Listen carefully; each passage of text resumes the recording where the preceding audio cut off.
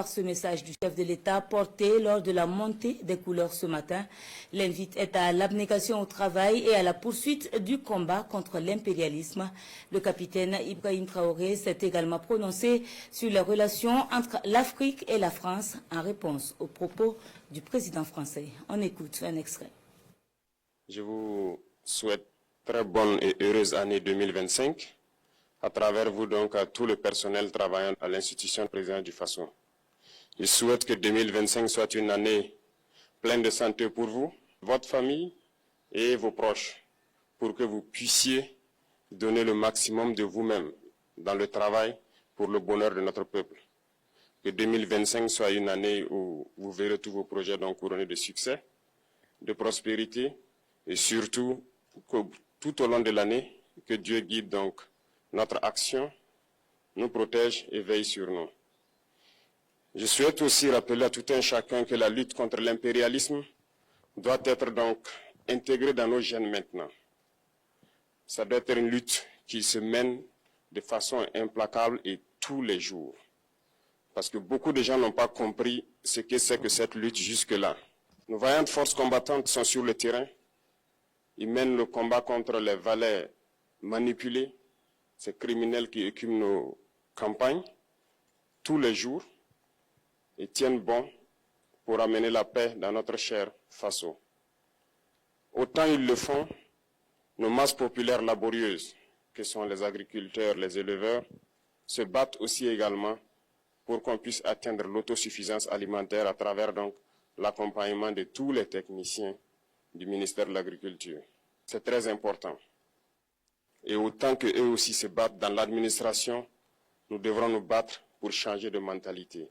Cette décolonisation mentale, c'est la partie la plus difficile. Et c'est pour ça que nous tenons à vous rappeler constamment qu'il faut changer de mentalité, revenir à nos sources et nous battre. Et c'est ça aussi le combat contre l'impérialisme.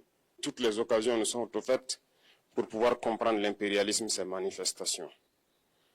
Quand je prends dernièrement les propos d'Emmanuel Macron sur l'Afrique, eh bien, tout Africain conscient devrait donc comprendre très vite tout ce qu'il a pu nous dire et qu'est-ce que ça signifie. Le général Tchiani a dit il n'y a pas longtemps du changement donc de tactique ou de stratégie des forces françaises en Afrique, et je pense qu'il est venu le confirmer. Il s'agit de dissoudre et de garder un dispositif socle.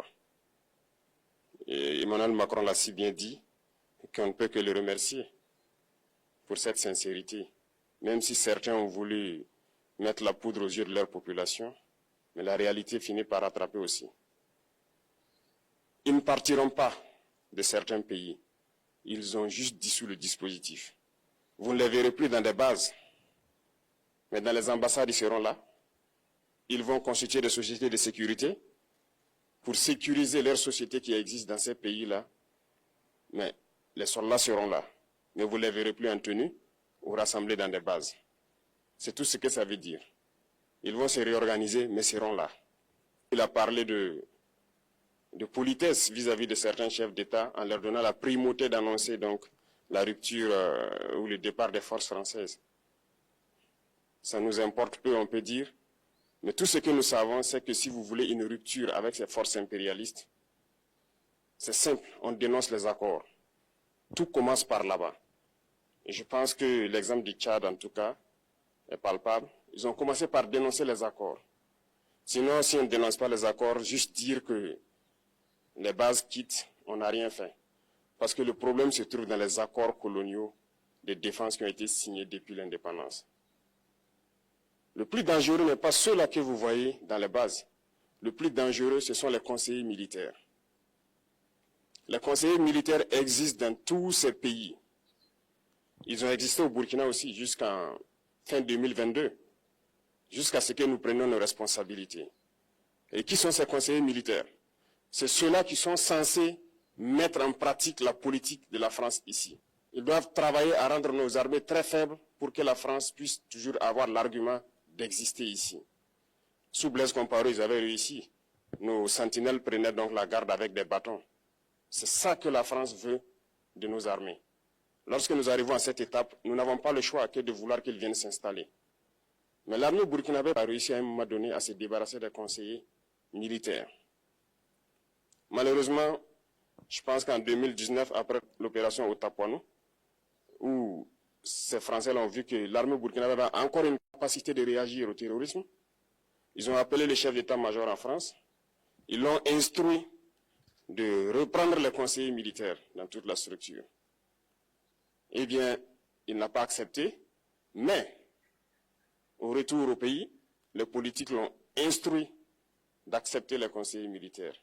Et c'est là que les conseillers militaires sont revenus dans l'armée burkinabé en 2019. Avec toutes les conséquences qu'on connaît, l'armée était en train de disparaître dans les années 2020-2021. Et d'ailleurs, c'est le moment où beaucoup de militaires ont dû déserter parce qu'il n'y avait plus d'espoir. On était en train de s'effondrer. Voilà un peu comment ils travaillent. À l'état-major général des armées, dans tous les états-majors d'armée, dans les écoles, c'est eux qui sont censés dicter la politique de notre armée. C'est eux qui nous disent combien recruter, quand recruter et qu'est-ce qu'il faut en faire. Ils sont dans les écoles pour nous dire comment il faut les former et ainsi de suite. Tant que ces conseillers militaires sont là, vous n'êtes pas indépendant. Votre armée aura juste l'apparence d'une armée qui sera là en train de faire des parades, du cirque.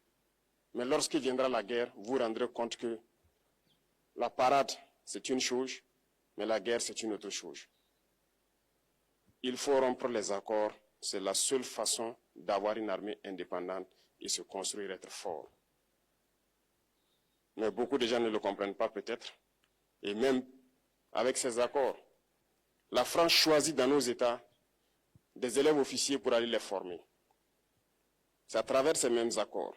Mais en réalité, ces officiers qui partent se former pour la plupart, pour la France, ils viennent pour servir l'État français dans leur pays. Ils ne viennent pas pour servir nos pays.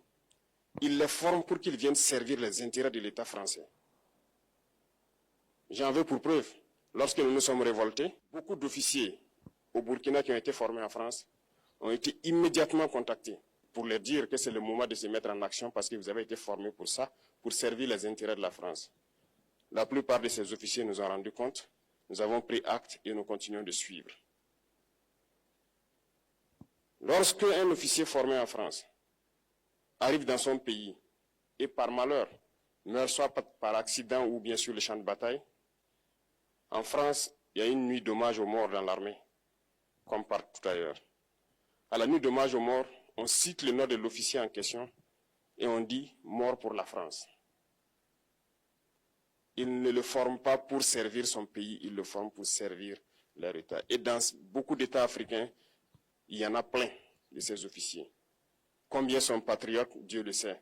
C'est une leçon que Emmanuel Macron a donnée encore au chef d'État africain, de se rattraper et de pouvoir vraiment mener cette lutte contre l'impérialisme. Mais en plus de ça, il a aussi insulté tous les Africains dans ses propos. Il y a une partie qui a retenu mon attention, là où il parlait d'ingratitude. Et que l'ingratitude est une maladie non transmissible aux humains. Lui, il est humain, notre ingratitude n'est pas transmissible à lui. Voilà comment ce monsieur voit l'Afrique, voit les Africains. Nous ne sommes pas des humains à ses yeux. Peut-être que c'est lui qui n'est pas humain, il ne se met pas dans la classe des humains. Mais s'il y a bien un ingrat, c'est bien lui. Je pense que s'il n'est pas athée et qu'il prie, à chaque matin qu'il se réveille et qu'il prie, il devrait aussi prier les Africains. Parce que c'est grâce à nos ancêtres qu'il existe aujourd'hui une France. Il devra nous prier. À ses yeux, nous ne devons pas être des humains, nous sommes plus que des humains. Ce sont des messages très forts qu'il passe. Moi, je pleure le peuple français. Mais quand même, il est bien pour l'Afrique. Il est un mal nécessaire pour nous. Ceux qui veulent se réveiller, se réveillent. Ceux qui ne veulent pas se réveiller, comme on le dit, on ne peut pas réveiller quelqu'un qui ne dort pas. Les Africains doivent se réveiller. Nous devons travailler à être indépendants, à faire au moins ce que nos peuples connaissent le bonheur. Et la lutte contre l'impérialisme, c'est ça. Il faut décoloniser les mentalités, prendre en compte toutes ces données-là, parce que le monde nous donne tellement d'exemples à voir. Pour eux, il n'y a pas de morale. Ils peuvent vous désigner aujourd'hui terroriste, mais demain, vous êtes un héros, par leur simple bouche. Ils décident de ce qu'ils font. Ils parlent de démocratie, mais ils se font eux-mêmes des coups d'État constitutionnels entre eux. Ils parlent des droits de l'homme, mais ils déciment des populations ailleurs. L'Africain doit se réveiller, l'Afrique doit se réveiller. Et le combat contre l'impérialisme est permanent.